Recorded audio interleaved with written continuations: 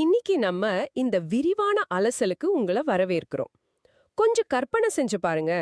உங்க அடையாளத்தை நிரூபிக்க ஒரு 3 வெவ்வேறு அரசாங்க ஆபீஸ்க்கு அலைஞ்சு திரியற அந்த அலுப்பான சூழ்நிலை. நினைச்சாலே ரொம்ப கஷ்டமா இருக்கு. ஆமா. சரி, அதே நேரத்துல உங்களுக்கு ஒரு ரப்பர் ஸ்டாம்பும் தேவைப்படுதுன்னு வைங்க. அதுக்கு வேற ஒரு கடைக்கு தான் தேடி போனோம். ஆனா இது ரெண்டையுமே உங்க ஊர் முக்குல இருக்கிற ஒரே ஒரு சின்ன கடையில முடிச்சுக்க முடியும்னா ஆச்சரியமா இருக்குல்ல? இன்னைக்கு நம்ம ஆராய போற ஒரு சிஎஸ்சி சென்டர் போர்டு. திருமுருகன் அப்படிங்கிறவர் தான் இதை நிர்வகிக்கிறார். தொடர்புக்காக வாட்ஸ்அப் நம்பர் +970921718883 அப்புறம் murugacsc@gmail.comனு ஒரு மின்னஞ்சல் முகவரியும் கொடுத்திருக்கார். ஓ, இது ஏதோ ஒரு சாதாரண கடையோட விளம்பரம்னு நம்ம நினைச்சிடக்கூடாது. ஆமா, சாமானிய மக்களுக்கும் அரசாங்கத்தோட மாபெரும் டிஜிட்டல் திட்டங்களுக்கும் இடையில இருக்கிற ஒரு நிஜமான பாலம் இது. உண்மைதான். இப்போ அரசாங்க திட்டங்கள்லாம் மாதங்கள்ல ரொம்ப பிரம்மாண்டமா இருக்கலாம். ம் ஆனா ஒரு சாதாரண கிராமத்திலேயோ நகரத்தோட ஒரு தெருவிலையோ அடிமட்ட அளவுல அது எப்படி வேலை செய்யுதுன்னு புரிஞ்சுக்க முருகனோட இந்த ஒற்றை விளம்பர அட்டையே நமக்கு போதும். கண்டிப்பா. இப்போ அந்த பலகையில பாத்தீங்கன்னா ஆதார் கார்டு, பான் கார்டு, தேர்தல் அடையாள அட்டை. ஆமா, அப்புறம் ஸ்மார்ட் கார்டு, ஆயுஷ்மான் கார்டுன்னு எல்லாமே இருக்கு. கரெக்ட். ஒரு பெரிய பட்டியலே இருக்கு. இத்தனை வெவ்வேறான அரசு துறைகளுக்கு செல்ல வேண்டிய வேலைய ஒரே இடத்துல முடிச்சிடுறாங்க.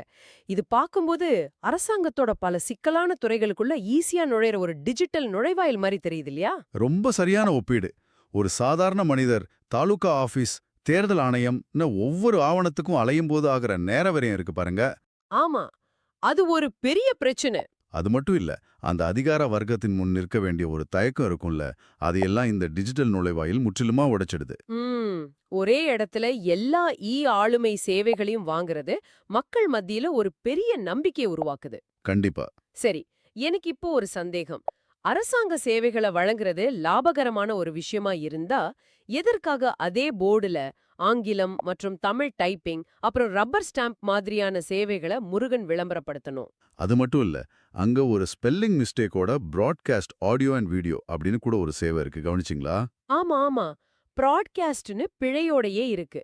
ஆனா வெறும் அரசு நலத்திட்டங்களை மட்டும் வச்சுக்கிட்டு ஒரு கடையை நடத்த முடியாதா என்ன? அங்கதான் அந்த தொழில் உத்தியோட தந்திரமே இருக்கு. இப்போ தெரு வியாபாரிகளுக்கான ஸ்வநிதி திட்டம், இல்ல அமைப்பு சாரா தொழிலாளர்களுக்கான ஈஸ்வரம் கார்டு. தமிழ்நாடு நலவாரிய கார்டு கூட சொல்லலாம். கரெக்ட்.